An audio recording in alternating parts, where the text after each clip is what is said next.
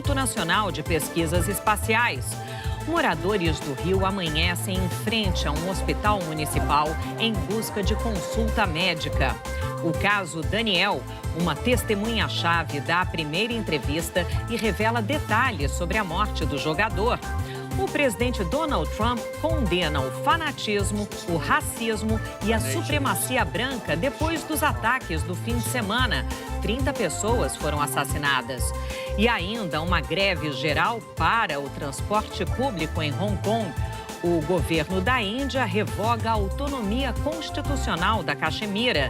E a venda de imóveis pequenos ajuda a aquecer o mercado imobiliário em São Paulo. O Jornal Hoje está começando. Saiu hoje o calendário de saques do Fundo de Garantia. Ao todo, 96 milhões de pessoas poderão retirar até R$ 500 de cada conta do FGTS. A liberação será de até R$ 500 para cada conta ativa e inativa. Vai receber primeiro quem tem conta poupança na Caixa, aberta até o dia 24 de julho deste ano. Quem nasceu entre janeiro e abril vai receber no dia 13 de setembro. Entre maio e agosto, no dia 27 de setembro. E entre setembro e dezembro, no dia 9 de outubro. Cerca de 33 milhões de trabalhadores têm a conta poupança e já vão receber direto. As agências da Caixa vão abrir no dia 14 de setembro, um sábado. E na semana seguinte, vão abrir 2 horas mais cedo. Eu estarei em agência, na região norte ou nordeste, todos os 12 vice-presidentes, todos os 22 diretores em todas as regiões do Brasil. Para quem não tem conta poupança na Caixa, os saques só começam em outubro e poderão ser feitos nas lotéricas ou no autoatendimento com o cartão cidadão. Quem nasceu em janeiro vai poder sacar no dia 18 de outubro. Nasceu em junho, 18 de dezembro. E em dezembro, no dia 6 de março. Todos terão um limite de 31 de março de 2020 para tirar o dinheiro. O saque aniversário, a nova modalidade de saques do fundo, só será liberado em abril do ano que vem. Essa modalidade permite retirar um percentual do saldo do fundo no mês em que a pessoa nasceu. Para aderir, vai ter que avisar a Caixa. Quem optar por este modelo terá 7 faixas de limites de saque, que vão variar de 50% a 5% do saldo. Quem optar por este modelo continua com o direito à multa de 40% sobre o FGTS se for demitido, mas não poderá sacar o saldo integral em caso de demissão sem justa causa. As outras formas de saque estão mantidas. Para este especialista em finanças, a decisão do governo de distribuir 100% do lucro do FGTS deve gerar um rendimento superior ao da poupança. Eu diria que deixar guardado pode ser vantajoso do ponto de vista financeiro, mas o dinheiro vai ficar preso, ele vai ficar bloqueado, a menos que a pessoa possa usar outras alternativas de saque. Sacar seria uma oportunidade de você ter o dinheiro consigo, ter o dinheiro disponível para você poder usar quando precisar. Muita gente já decidiu o que fazer com o dinheiro. Vou pagar alguma conta, com certeza. Pagar as dívidas. Um registro do sofrimento para quem depende da rede pública de saúde.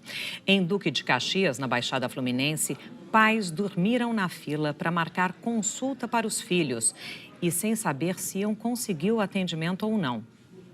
A fila tem data para se formar, toda primeira segunda-feira do mês. Se chegar aqui 3 horas da manhã, não consegue pegar o número. E sabendo o que teria que enfrentar, Dona Regina garantiu o lugar desde o meio-dia de ontem para tentar uma consulta para o neto. Foi uma tortura, né? A pessoa tem que ficar aqui dormindo no relento, né? Infelizmente, nós temos que passar por isso. Eu acho isso uma falta de respeito conosco. Nessa madrugada fria, com temperatura de 14 graus, a fila era lugar de avós, mães, crianças. Me sujeitei a estar aqui com ela, mesmo no frio, para poder ver a saúde dela, né? Não tinha com quem deixar, não. E muita gente aí já conhece bem a angústia dessa espera. Infelizmente, isso é um absurdo. Eu não aceito isso. Já 4 vezes meu neto precisa de urgência de um psicólogo. A escola já mandou 4 pedidos. A fila na porta do Hospital Municipal Ismélia da Silveira, em Duque de Caxias, na Baixada Fluminense, mostrada ao vivo no Bom Dia Rio e no Bom Dia Brasil, virava quarteirão. O sacrifício era para conseguir marcar consultas pediátricas de 12 especialidades, como neurologista, psicólogo, pneumologista, ortopedista. Não era para ser normal, não era, mas é o que a gente enfrenta todo dia. Depois que a reportagem foi ao ar, todas as pessoas foram levadas para o lado de dentro do hospital. A fila só mudou de lugar. O prefeito Washington Reis, do MDB, também apareceu. Ficou só alguns minutos e saiu deixando promessas para quem foi embora sem conseguir atendimento. Pode retornar, procurar a gente aqui que nós vamos abrir essas vagas e vamos atender. Mandei contratar mais médicos se for necessário. Nós temos contratação imediata para ampliação. A gente tem feito isso no cotidiano. A Secretaria Municipal de Saúde se comprometeu a informatizar o sistema de marcação de consulta nos próximos dias. E conseguir marcar a consulta não é o fim da espera. Depois de várias tentativas, de horas na fila, ainda é preciso aguardar, às vezes meses, até o dia de trazer a criança para o médico. Consegui, daqui 2 meses, voltar. Tem que esperar. Tem que esperar. Público, a gente tem que esperar tudo, né? Dona Sônia, Dona Regina, Dona Maria José, Dona Marta e todos que estavam nessa fila, não deveria ser assim. Vocês não deveriam ter que esperar. O desembargador do Tribunal de Justiça de São Paulo, Reinaldo Sintra, negou o pedido de liberdade do motorista que atropelou e matou uma idosa no fim do mês passado. Fábio Alonso de Carvalho atropelou e matou Aldenilce Bernardina dos Santos logo após sair de uma boate. Ontem, o Fantástico mostrou imagens de Fábio descendo do carro, mas voltando em seguida sem prestar socorro. Fábio disse à polícia que ficou com medo e ligou para amigos e para o advogado. Em maio desse ano, Fábio foi condenado a 2 anos e 8 meses por atropelar e matar o motociclista Haroldo Pereira Oliveira. O Fantástico mostrou com exclusividade o depoimento em vídeo à justiça do primeiro atropelamento. Fábio disse que um amigo prestou socorro no lugar dele. Ele falou, não, muita gente aqui, se tá mal, vai ficar aqui, pode acontecer alguma coisa. Eu espero o SAMU chegar. Fábio Alonso de Carvalho está preso desde quinta-feira, quando a prisão preventiva dele foi decretada pela Justiça. A defesa de Fábio disse que não pode se manifestar porque ainda não teve acesso ao processo. Na última semana, bandidos assaltaram 6 lojas da mesma forma em Ribeirão Preto. Eles usam veículos roubados para arrombar as portas. Os bandidos chegaram, deram marcha a ré e destruíram a frente da loja. O carro saiu e outro se aproximou para levar uma moto aquática. É horrível você perder uma coisa que você trabalhou para conquistar, não só pelo valor do bem material, mas por alguém invadir o que é seu. Nesta outra loja, os ladrões usaram o mesmo truque para arrombar a porta e levar as mercadorias. Na quarta-feira passada, poucos minutos depois da polícia passar, os criminosos invadiram uma loja de celular. Em seguida, o mesmo carro destrói a frente de uma loja de roupas. No dia seguinte, o alvo dos bandidos foi esta oficina de bicicletas. Em uma ação que não durou nem 1 minuto, eles levaram 4 bicicletas. Na maioria dos casos, os assaltantes usaram carros roubados. Prejuízo para o seu José. O carro dele foi levado da porta de casa. O funileiro vai cobrar uns R$500, no mínimo, no choro, né? Esse tipo de crime está mudando a cara da cidade. Muitos comerciantes estão instalando postes de ferro e concreto na calçada para impedir que o carro passe e arrombe a loja. Alguns preferiram instalar vasos de cimento, mas por baixo da calçada tem mais de 1 metro de ferro e concreto para segurar o carro em um possível ataque. Esta loja de roupas já foi invadida 2 vezes. Na última, o prejuízo foi de R$100 mil. O jeito foi colocar a proteção. Foi uma medida de segurança por conta do segundo assalto, que foi muito grande aqui pra gente, o tipo de rombo que eles fizeram, né? A Polícia Militar disse que vai intensificar o policiamento na cidade para evitar crimes como esses. Em Goiás, a Polícia Civil apreendeu 500 quilos de cocaína e 2 aviões. 7 pessoas foram presas. O repórter Fábio Castro tem mais informações a respeito disso. Fábio, boa tarde. Boa tarde, Sandra. Pois é, as 7 pessoas presas são suspeitas de transportar 500 quilos de cocaína pura em aviões e enviar essa droga para a Europa.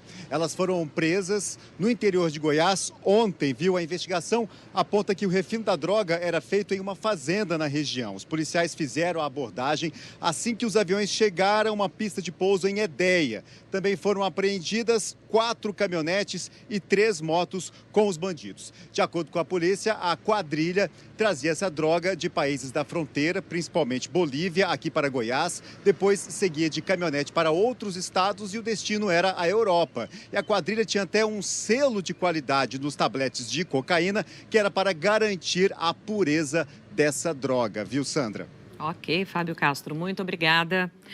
Uma testemunha-chave falou pela primeira vez sobre o caso da morte do jogador Daniel. O crime aconteceu em outubro do ano passado, em São José dos Pinhais, perto de Curitiba. A reportagem é de Carolina Wolff. Lucas Stumpf é considerado pela polícia a principal testemunha do caso Daniel. Ele tem 24 anos e, na época do crime, trabalhava para a casa noturna em que Alana Brits comemorou 18 anos. Ele disse que, no fim da festa, foi convidado para ir à casa de Edson Brits Jr. e que lá ouviu gritos do jogador Daniel no quarto do casal. Na época, Edson disse à polícia que Daniel tinha tentado estuprar a mulher dele, Cristiana. Eu vejo o Edson enforcando ele em cima da cama. Ele estava batendo em cima da cama. Ele falava que ele não queria morrer. Não quero morrer, não quero morrer. E aí, nisso, eles batiam. Aí entrou outros rapazes, batiam. Ele já saiu de dentro do quarto muito machucado. Ele estava com que roupa? Ele estava de cueca. Camiseta. Lucas afirma que Edson apareceu com uma faca. Então ele passa atrás de mim com a faca. Eu achei que naquele momento ali já fosse consumar o fato e eu já não olho para trás com medo. Já fora da casa, Lucas diz ter visto Daniel pela última vez. Deitado no chão. Ele estava machucado, muito machucado. Cuspia sangue. Lucas foi embora da casa logo depois. Daniel foi morto e mutilado. O corpo estava neste matagal. 2 dias depois, segundo Lucas, ele e outros 2 rapazes se encontraram com os Brits em um shopping para combinar uma versão para o que aconteceu. E Edson falou. O elo está fechado e se alguém abrir esse elo eu vou saber quem foi. Eu rompi esse elo. Já no dia seguinte eu vou à delegacia, passo tudo, conto todos os detalhes, tudo que eu vi. Lucas foi embora do Paraná. Disse que faz tratamento psicológico e que vive com medo.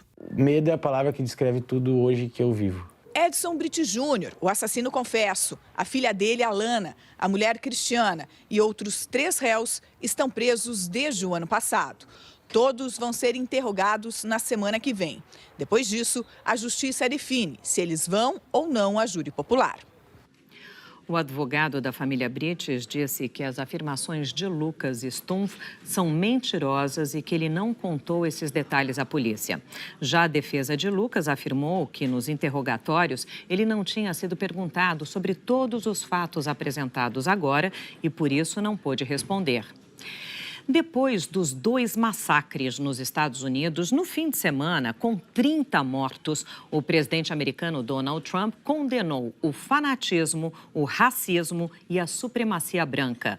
Trump não chegou a propor uma ampla reforma para o controle de armas, mas criticou a cultura da violência nos videogames. A gente vai a Nova York agora falar com a correspondente Sandra Coutinho, que acompanha tudo. Sandra, boa tarde. Boa tarde para você também, boa tarde a todos. Olha, num pronunciamento na Casa Branca, o presidente Donald Trump lamentou as mortes e, pela primeira vez, expressou condolências ao presidente do México, já que a maioria das vítimas em El Paso é de origem mexicana. Trump lembrou que o assassino deixou um manifesto contra imigrantes na internet e disse que os Estados Unidos precisam condenar numa só voz o racismo e a intolerância da supremacia branca. Essas ideologias sinistras precisam ser derrotadas. O ódio não tem lugar na América, disse o presidente. Trump disse que a Polícia Federal Americana terá todos os recursos para investigar crimes de ódio e terrorismo doméstico e prometeu algumas medidas para evitar novas tragédias, entre elas o monitoramento das redes sociais para identificar planos de novos massacres, o combate ao que chamou de uma cultura de violência, com filmes e videogames violentos e leis para impedir que pessoas com doenças mentais comprem armas. Segundo Trump, são as doenças mentais e o ódio que puxam o gatilho, não as armas. O presidente também defendeu a pena de morte com execução rápida para criminosos desse tipo e confundiu o nome da cidade ao pedir preces pelos mortos em Toledo, que também fica em Ohio. O trauma do fim de semana marcou profundamente as cidades de Dayton e El Paso. A população de El Paso, no Texas, tenta se recuperar da tragédia de sábado. Depois do apelo feito pela Cruz Vermelha, os moradores fizeram fila para doar sangue. Mas as histórias dramáticas estão por toda parte. Este casal morreu tentando proteger o filho de apenas 2 meses de vida. Esse vídeo foi feito quando o bebê nasceu. Jordan celebrava a chegada do 3º filho. Na manhã de sábado, ela e o marido foram a este hipermercado comprar material escolar para a filha mais velha. Quando o assassino abriu fogo, o casal deitou para proteger o caçula e morreu atingido pelos disparos. O bebê sofreu 2 fraturas, mas não corre risco de vida. Eu não esperava nada menos do que isso da minha filha, conta o avô do bebê. A filha do meio do casal completou 5 anos ontem. Emocionada, a avó disse que a neta pergunta o tempo todo pelos pais. Em Dayton, no estado de Ohio, o massacre foi numa área boêmia da cidade na madrugada de domingo. O assassino estava fortemente armado e vestia um colete à prova de balas. A polícia conseguiu conter o criminoso em apenas 30 segundos e, assim, evitar uma tragédia ainda maior. Keila é enfermeira e estava num bar. Quando viu os feridos, não pensou 2 vezes e correu para ajudar, sem saber se estava arriscando a própria vida. Sou muito grata por estar viva, mas estou com o coração partido pelas famílias das vítimas. Não é justo. Ontem, os moradores de Dayton fizeram uma vigília em frente ao bar e pediram que as autoridades façam alguma coisa para evitar novas tragédias. A polícia de Dayton deu uma entrevista coletiva agora há pouco e disse que ainda não sabe o que motivou o ataque. Entre as vítimas está a irmã do assassino. O chefe de polícia, Richard Bill, disse que ainda não sabe se ele matou a própria irmã propositalmente. Os policiais investigam se o criminoso foi barrado na porta do bar e, por isso, decidiu se vingar. Sandra. Ok, Sandra, muito obrigada. Depois de um fim de semana com protestos violentos em Hong Kong, uma greve geral paralisou o aeroporto e o transporte público hoje. 80 pessoas foram presas nas ruas em manifestações que exigem uma reforma democrática e a renúncia da chefe do executivo. Já são 9 semanas seguidas de protestos, sempre mais intensos durante o fim de semana. No sábado e no domingo, houve confrontos entre manifestantes e policiais em diferentes regiões de Hong Kong. Só que dessa vez as manifestações se estenderam pela segunda-feira. Uma greve geral foi convocada para hoje e a alta adesão ao movimento acabou paralisando Hong Kong. O sistema de transportes foi atingido em cheio, com ônibus sem deixar as garagens, trens e metrôs sem circular, centenas de voos cancelados e atrasados. Funcionários do aeroporto e de companhias aéreas cruzaram os braços. Na Disneylândia de Hong Kong, um dia de pouco movimento, porque parte da equipe que trabalha nas atrações do parque fez um protesto do lado de fora. 5 regiões de Hong Kong, incluindo o coração do distrito financeiro, registraram distúrbios. Gás lacrimogênio foi usado pelos policiais para dispersar protestos durante todo o dia. 80 pessoas tinham sido detidas até o início da noite, horário local, o maior número de presos em um único dia desde o início das manifestações há 2 meses. O porta-voz da polícia disse que a corporação condena a violência dos atos e que tem total apoio do governo local nas ações e também que usará força apropriada para lidar com ataques aos agentes de segurança. A chefe do executivo, Carrie Lam, declarou que prejuízos incalculáveis à economia de Hong Kong podem levar a um caminho sem retorno. A Bolsa de Valores opera em baixa e ações de algumas das principais empresas de Hong Kong despencaram. O comércio registra queda nas vendas e turistas se mostram desapontados com o caos na cidade. Há também os moradores que reclamam das paralisações por impedirem um dia normal de trabalho. Mesmo assim, os atos que defendem mais liberdade e democracia não parecem perder o fôlego. Amanhã, a representação chinesa para Hong Kong e Macau vai fazer um pronunciamento oficial sobre a onda de protestos, depois de classificar a situação como grave. O governo da Índia revogou a autonomia constitucional da Caxemira. O anúncio agitou o parlamento. Abafado pela revolta da oposição, o ministro indiano dizia que o decreto dependia só da assinatura do presidente. Com isso, a Caxemira perde a autonomia constitucional. A lei revogada garantia que a região tivesse bandeira e constituição próprias e que só moradores pudessem ocupar cargos públicos no governo. A mudança mexe com uma área muito sensível. A Caxemira fica espremida entre Índia, Paquistão, que já foram um só país, e China. Cada um controla uma parte, mas a disputa maior sempre foi entre indianos e paquistaneses. É uma questão de identidade e de religião, que mexe com a vida de 12 milhões de pessoas há 7 décadas. A maioria da população da Caxemira é muçulmana, como no Paquistão. Já a Índia tem maioria hindu. Em 1989, separatistas muçulmanos passaram a exigir que a região se tornasse independente ou se juntasse ao Paquistão. Só nos últimos 30 anos, quase 70 mil pessoas morreram em confrontos, a maioria civis. O último foi em fevereiro, com a captura de um piloto indiano no combate aéreo entre os dois países. Desde que se tornaram independentes do Reino Unido em 1947, Índia e Paquistão já entraram em 2 guerras pelo controle da Caxemira. E essa disputa causa uma preocupação ainda maior porque os 2 países são potências nucleares. Autoridades paquistanesas disseram hoje que revogar a autonomia constitucional da Caxemira é uma atitude ilegal da Índia e prometeram contra-atacar. A imprensa local diz que o governo convocou para amanhã uma reunião de comandantes do exército. Um menino de 3 anos caiu num bueiro no sudeste da China.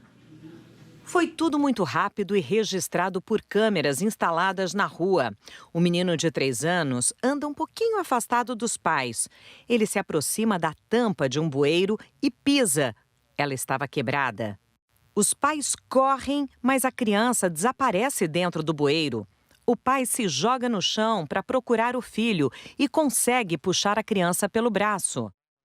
Este rapaz que passava na rua conta que o menino caiu em uma água suja e escura dentro do bueiro. O menino teve ferimentos leves, a prefeitura foi chamada e já consertou a tampa quebrada do bueiro. De volta ao Brasil, esta promete ser mais uma tarde seca em grande parte aqui do país. Tiago Scheuer, boa tarde para você. Conta pra gente, tem vários lugares em que a umidade relativa do ar continua baixíssima. Isso, né? É bem comum, né? Nessa época do ano a gente sempre fala boa tarde, Sandra, para você em casa também. Tem cidades do centro-oeste que podem registrar umidade até abaixo dos 60%. Veja nesse mapa aqui, quanto mais vermelho, menor é a umidade agora à tarde. Isso aí, né, abaixo dessa porcentagem que eu falei, já é nível de alerta, né? Entre 12% e 20%. Abaixo de 12%, aí sim já é o nível encontrado em regiões de deserto. Lembrando que o ideal para a saúde é em torno de 60%. Em Cuiabá, a promessa é de 30% de umidade à tarde. Não chove há 83 dias por lá. E hoje o sol ainda brilha forte, a máxima chega aos 30 graus. Também vai ter muito sol e umidade, ainda mais baixa até, em todas essas cidades que a gente separou aqui, ó. Destaque para Porto Velho e Corumbá, em Mato Grosso do Sul, com só 15%.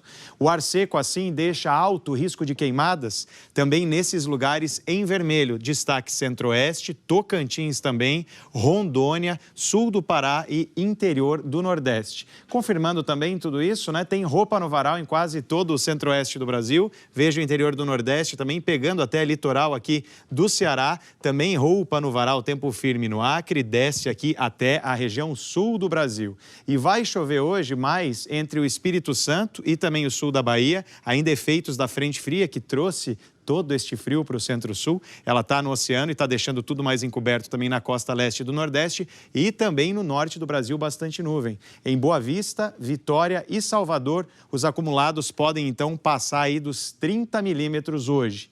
E tem chuva prevista para João Pessoa agora à tarde, viu? Também aí para refrescar os 30 graus. Aliás, a capital da Paraíba está de aniversário hoje. 434 anos. Parabéns, então, né, Sandra, para todo mundo de lá. Vamos discutir a relação aqui, vamos falar de frio.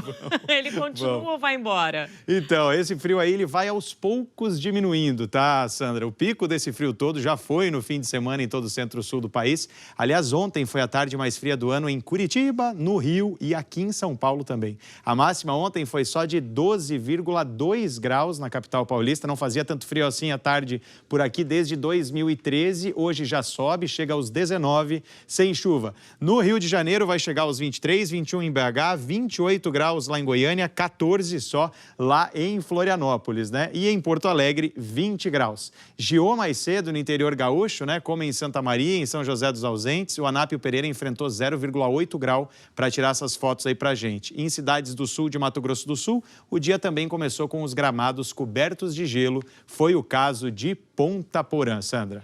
Vai ficando menos frio? Então, vai ficando até sexta-feira, né? Aí sim as temperaturas elas já vão aumentando aos pouquinhos, mas é um grauzinho por dia. A gente traz esses detalhes durante a semana. Ok, Thiago, muito Valeu, obrigada. Ainda hoje, a venda de imóveis pequenos movimenta o setor imobiliário em São Paulo e, a seguir, a retomada das discussões sobre a reforma da Previdência marca o fim do recesso parlamentar. E um oficial da Aeronáutica é o mais cotado para assumir a direção do Instituto Nacional de Pesquisas Espaciais. A gente volta já.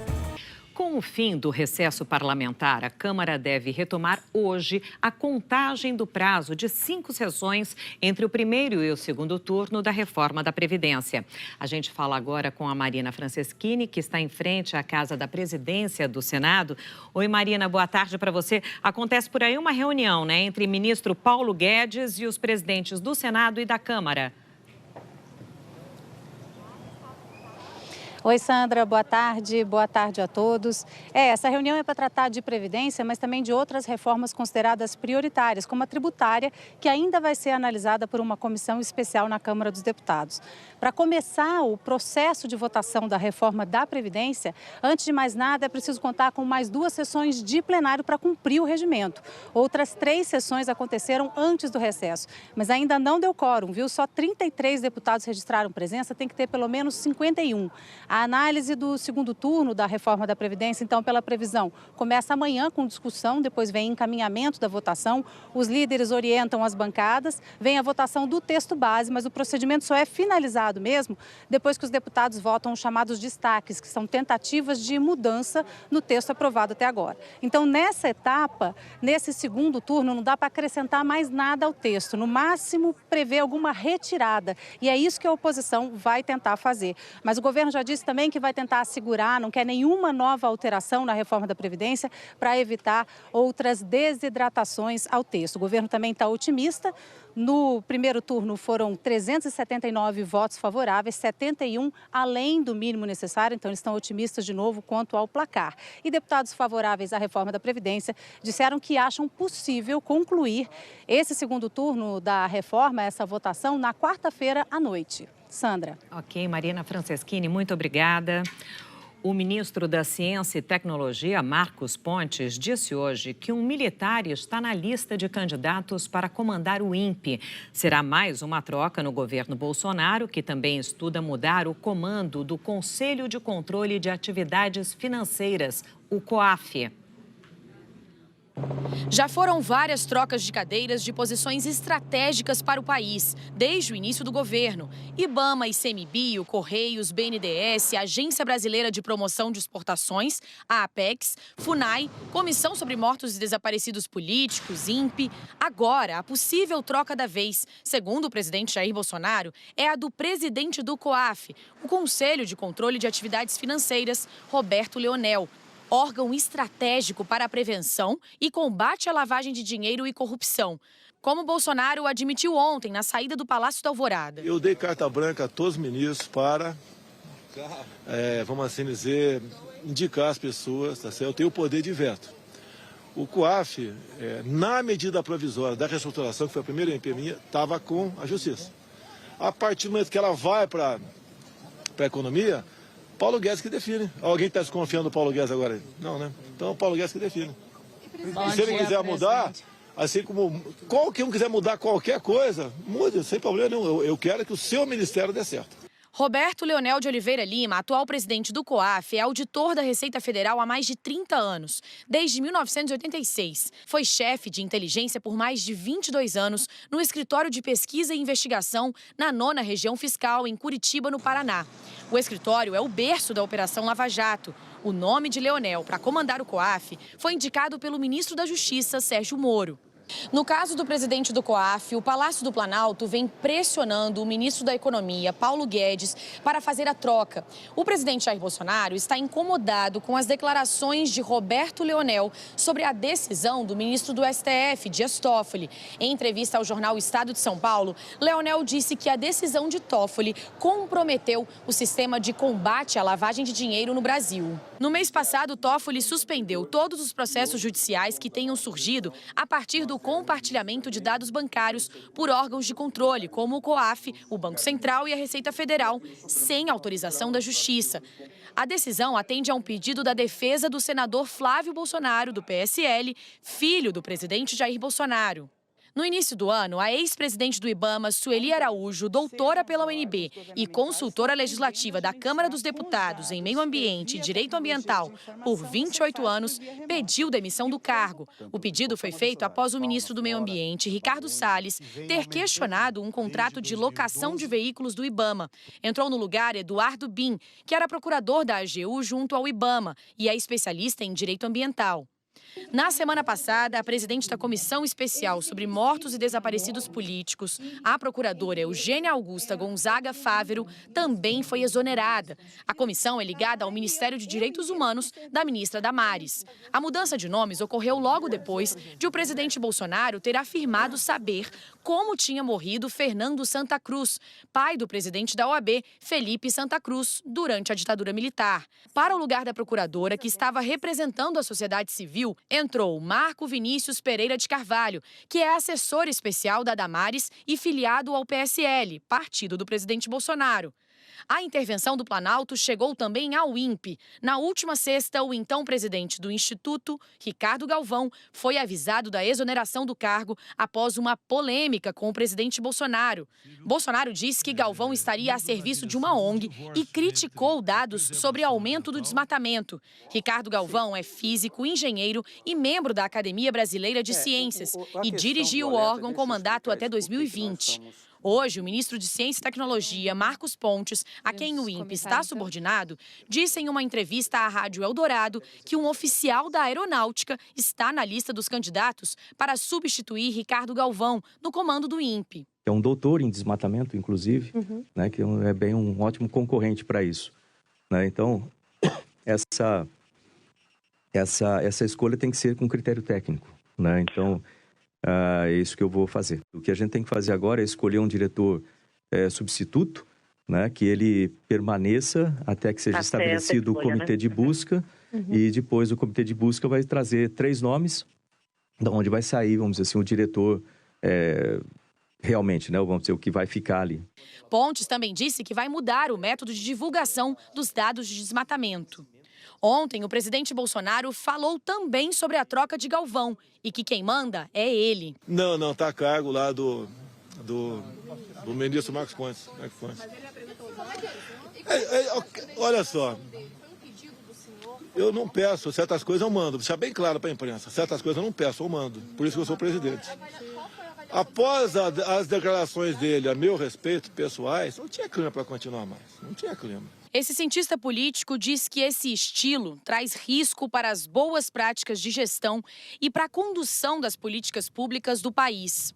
Eu creio que um elemento fundamental também dessa troca de cadeiras e posições é que ela aprofunda em algum sentido elementos de divisão dentro da sociedade brasileira. O que isso quer dizer? Esse discurso, por consequência, gera uma percepção na sociedade, ou pelo menos em parte da sociedade, de que o presidente não está preocupado com evidências. Ele está preocupado apenas em vender aquilo que é a percepção que ele considera correta da realidade.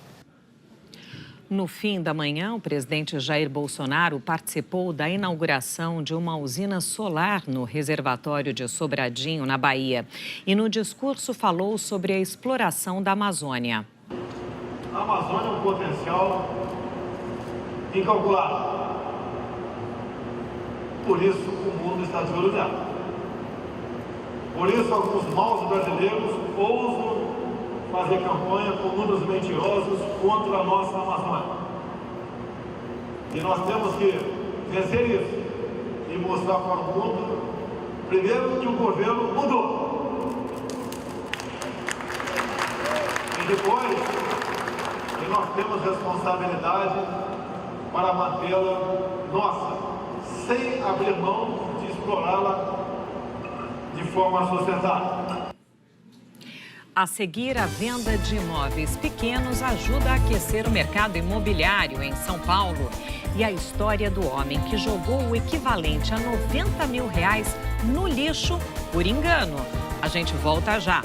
A venda de imóveis pequenos tem ajudado na recuperação do mercado imobiliário aqui em São Paulo. 6 em cada 10 novos apartamentos vendidos este ano têm menos de 45 metros quadrados. O quarto, que também é sala, colado à varanda que virou cozinha. É a arquitetura buscando solução para um problema de economia. Fazer os projetos caberem no restrito orçamento da crise. De 2014 para cá, mais que dobrou a proporção das vendas de apartamentos menores. E numa extravagância, o mercado imobiliário lança os de 10 metros quadrados. Um exagero de tão pequeno. Vale a máxima. Quanto menor, melhor. Explica o fundador da construtora que investe no mínimo. A pessoa prefere abrir mão de um pouco do espaço e usar as áreas compartilhadas e morar mais próxima, ter mais tempo para o que interessa, do que morar numa unidade maior e distante. Esse ano, na cidade de São Paulo, 6 em cada 10 apartamentos vendidos têm menos de 45 metros quadrados. O cenário é esse. Nos últimos anos, a renda das famílias caiu e o estilo de vida delas teve que caber em espaços menores. Mas tem uma mudança mais íntima, pessoal, comportamental, que explica por que as pessoas estão mais confortáveis em plantas menores. Leva 5 passos para conhecer a casa do Kleber, com 30 metros quadrados. Hoje eu tenho uma vida mais editada. A quantidade de roupa que eu tenho é a quantidade que eu preciso. A quantidade de sapatos, a quantidade de espaço, em geral, ela é exatamente o quanto eu preciso para eu viver bem. Derrubando paredes e criando móveis multifuncionais, essas 3 profissionais multiplicaram orçamentos nos últimos anos. Cada vez mais a gente está recebendo mais clientes com perfil um pouco mais jovem, um perfil um pouco mais descolado, que está realmente querendo viver um pouco mais a cidade e com isso eles querem ficar um pouco menos de tempo na casa. Para a advogada, a vida em 19 metros quadrados está de bom tamanho. É um apartamento que não toma o seu tempo para você manter organizado, para você arrumar, para você limpar. Então permite que você tenha uma vida fora, porque a vida acontece fora. Nos Estados Unidos, um homem jogou acidentalmente no lixo $23 mil, o equivalente a R$90 mil. O bom da história é que ele conseguiu recuperar o dinheiro. Os $23 mil viajaram 320 quilômetros dentro de uma caixa de sapato. Foram da cidade de Ashland, no estado do Oregon, onde o homem jogou o dinheiro por engano no lixo, até uma empresa de reciclagem no condado de Humboldt, na Califórnia. O homem, que não foi identificado, ligou para a empresa e contou que a quantia era a sua poupança. O dinheiro foi encontrado e devolvido ao dono. Ufa! O Jornal Hoje termina aqui. Você acompanha outras notícias no Jornal Nacional. Uma ótima tarde para você. Amanhã a gente se vê.